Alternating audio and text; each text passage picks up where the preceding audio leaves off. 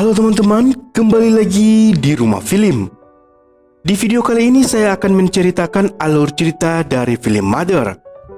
Film ini telah dirilis pada tahun 2009. Film ini disutradarai oleh Bong Joon-ho, sutradara yang nyaris menyapu bersih piala Oscar di ajang Academy Awards tahun lalu, berkat film Parasite yang digarap dengan sangat baik olehnya. Film ini menceritakan seorang ibu yang berusaha membela anaknya yang memiliki keterbelakangan mental dari tuduhan pembunuhan seorang gadis SMA. Oke, tanpa berlama-lama lagi, mari kita masuk ke ceritanya.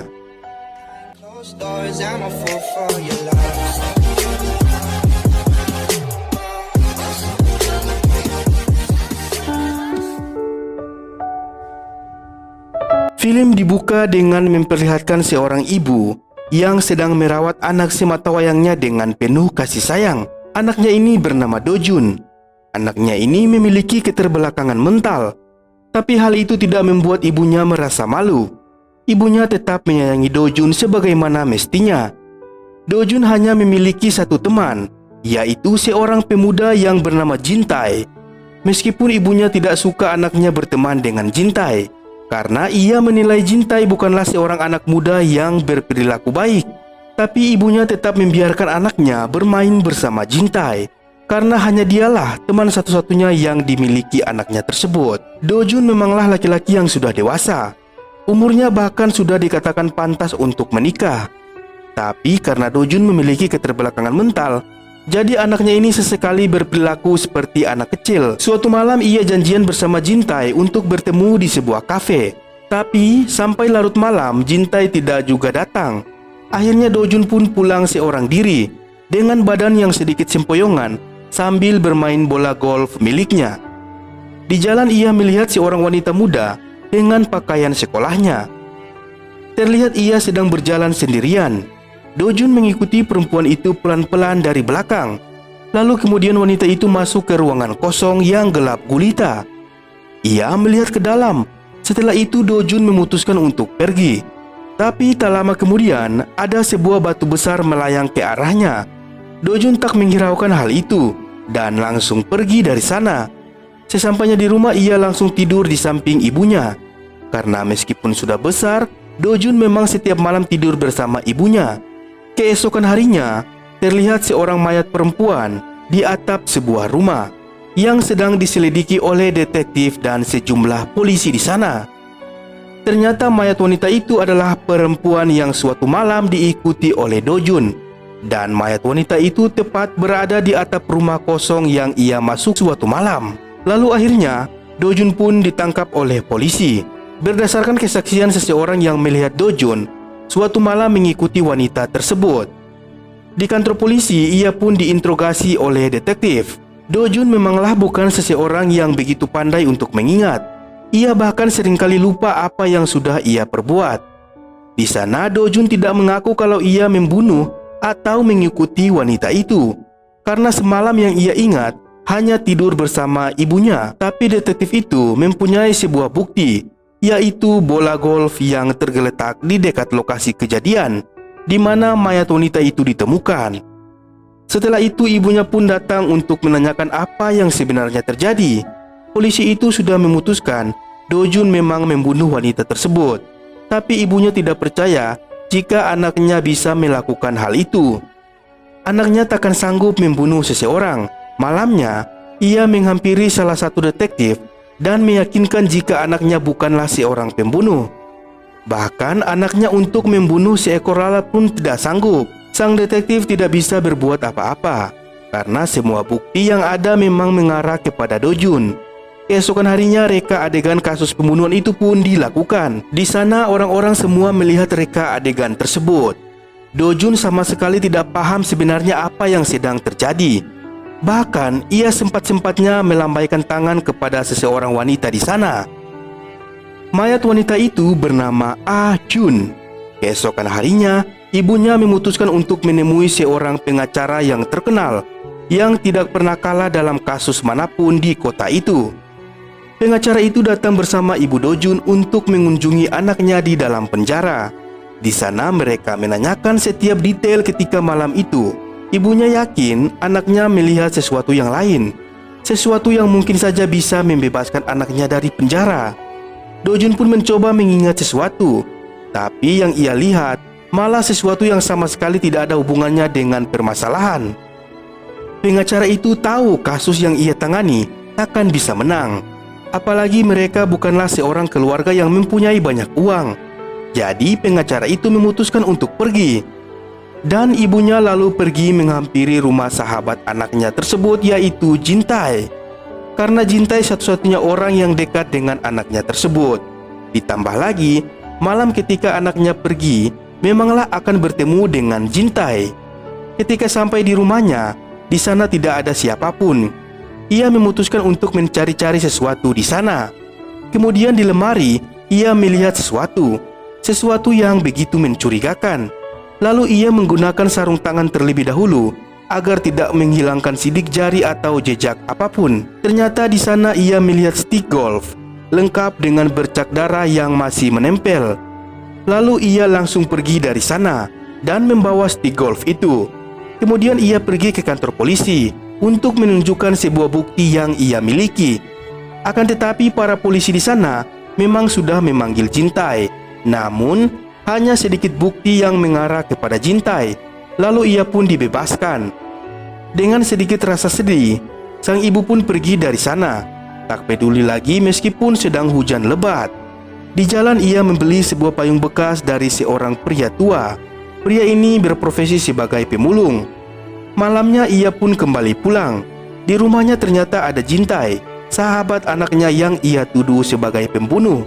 Jintai benar-benar merasa sangat dikhianati oleh ibu Dojun. Akhirnya, sang ibu pun memberikan sedikit uang sebagai permohonan maaf kepada Jintai. Jintai yakin betul kalau Ajun meninggal karena diperkosa. Tapi ada yang membuat dia merasa heran. Kenapa mayat Ajun ditaruh di atap rumah? Seperti memang pembunuh itu jelas ingin memperlihatkan ke semua orang kalau Ajun sudah meninggal. Jadi pasti ada motif balas dendam.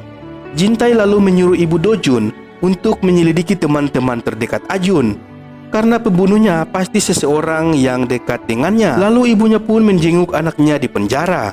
Di sana, dia menanyakan apakah ada sesuatu yang dia ingat. Dan jika mengingat sesuatu, jangan bilang kepada siapapun, termasuk kepada polisi. Ibunya meminta Dojun untuk bilang kepada ibunya dahulu.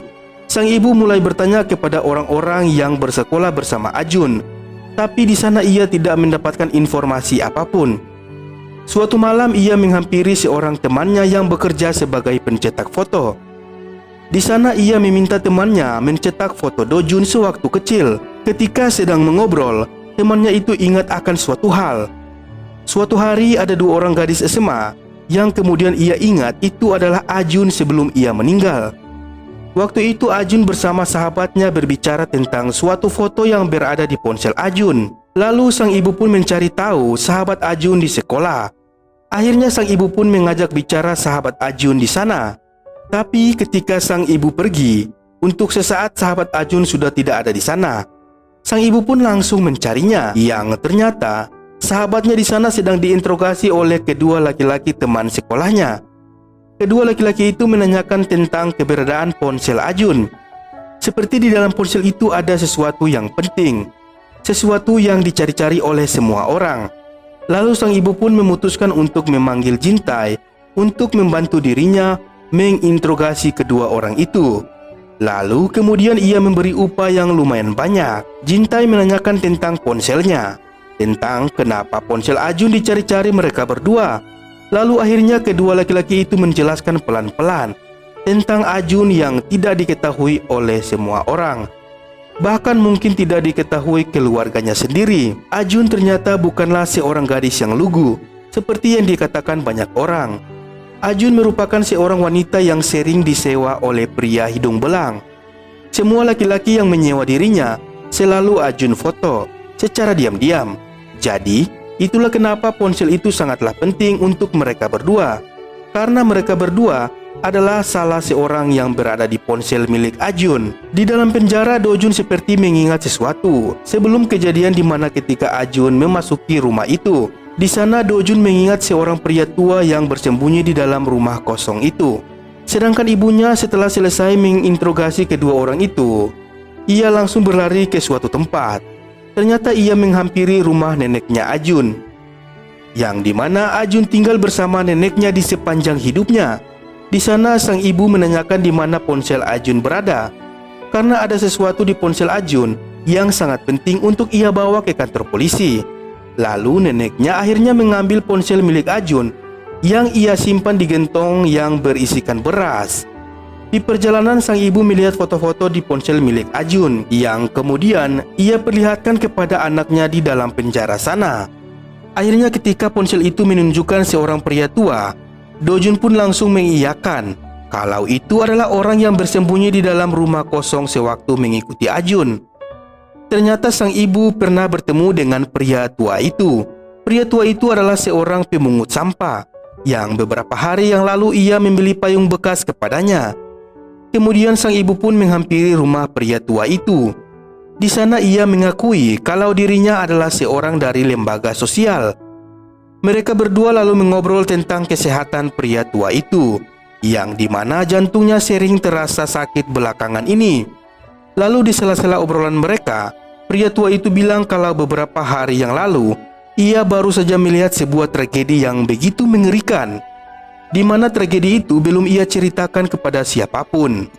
Pria tua itu akhirnya menceritakan dengan detail tentang kejadian yang ia lihat. Dan di sini plot twist terjadi. Suatu malam ia pergi ke sebuah bangunan kosong yang memang sudah lama ditinggal oleh penghuninya. Ia memang sering ke sana saat malam. Dia ke sana untuk sekedar berselonjoran atau memakan makanannya. Tapi pada saat malam itu, ia melihat ada seorang wanita yang diikuti oleh seseorang yang sangat misterius. Ia melihat jika wanita itu melemparkan sebuah batu besar kepada pria yang mengikutinya. Lalu pria itu melempar balik batu besar itu dan terkena tepat di kepala gadis itu. Dan hal itu membuatnya langsung tewas seketika. Ibunya tidak percaya dengan apa yang pria tua itu katakan. Tak mungkin jika anaknya berani membunuh seorang wanita. Tapi ibunya tahu pria tua itu berbicara sesuai fakta. Tak ada kebohongan di sana. Seperti ada setan yang lewat. Sang ibu pun langsung memukulkan sebuah besi kepada pria tua itu. Dan hal itu membuat pria tua itu langsung tewas seketika. Akan tetapi sesaat kemudian, ibunya seperti tidak percaya kalau ia telah membunuh orang. Ia begitu menyesal.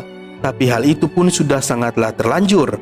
Akhirnya sang ibu pun membakar rumah pria tua itu untuk menghilangkan jejaknya. Ia pergi dari sana pelan-pelan. Ia masih tidak percaya dengan apa yang telah ia perbuat. Ia benar-benar menyesal atas apa yang ia lakukan. Lalu beberapa hari kemudian, detektif datang ke rumah sang ibu. Ibunya tahu ia akan dipenjara, tapi ternyata sang detektif ke sana bukanlah menangkap ibunya, tapi untuk memberitahu kalau pelaku yang sebenarnya sudah tertangkap dan Dojun sudah bisa dibebaskan dari penjara. Menurut informasi dari polisi, tersangka mengaku pacar dari Ajun yang merasa sakit hati. Lalu sekarang sang ibu dipertemukan dengan pembunuh asli Ajun. Ibunya seketika menangis terseduh-seduh. Ibunya tahu pria tua itu bukanlah pembunuh Ajun. Anaknya lah yang membunuh Ajun. Rasanya ia tidak mungkin mengatakan hal itu kepada pihak polisi. Ia tidak mungkin membuat anaknya sendiri terkurung di dalam penjara sana. Mereka berdua pun kembali makan bersama di rumahnya. Seperti di awal scene, ibunya seperti menyimpan sebuah beban yang mungkin tidak terlepas dari benaknya. Ia tahu resiko ini memanglah harus ia terima. Membiarkan seseorang yang sama sekali tidak bersalah di dalam penjara agar anaknya bisa keluar dari penjara. Rasa bersalah itu mungkin akan ia terima sampai ia menutup mata. Dan film pun selesai. Oke teman-teman, itulah alur cerita film kali ini. Jadi sudah jelas bahwa Dojun lah yang membunuh wanita itu. Sekian dulu dari Mimin dan sampai jumpa.